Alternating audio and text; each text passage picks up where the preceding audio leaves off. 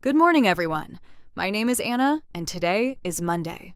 When the sun starts shining at 6 o'clock, I know it's time to wake up. Even though I feel a bit tired, I stretch my arms and get out of bed immediately.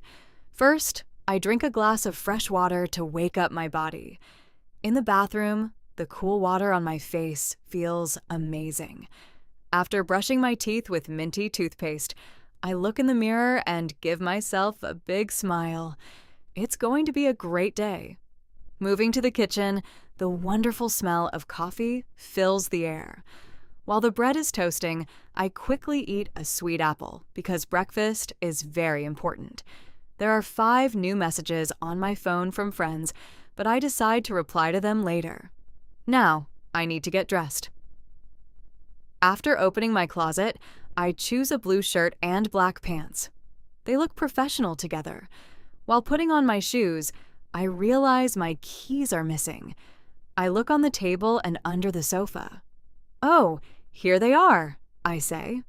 They were hiding in my bag all along. At 7:30, I grab my umbrella just in case it rains. Walking to the bus stop, I enjoy the cool morning air. The streets are full of busy people. Some are running to work, while others are quietly reading.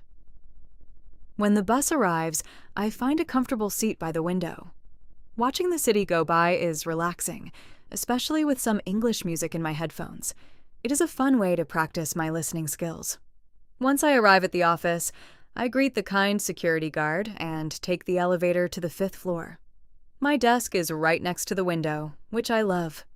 Throughout the morning, I write emails and talk to my smart boss. Time flies fast when you are busy. By lunchtime, I am chatting and laughing with my colleague, Mary. Even if work is sometimes hard, I truly enjoy my job because I learn something new every day. Life is a long journey, and every morning is a beautiful new start. I feel happy, strong, and ready for anything.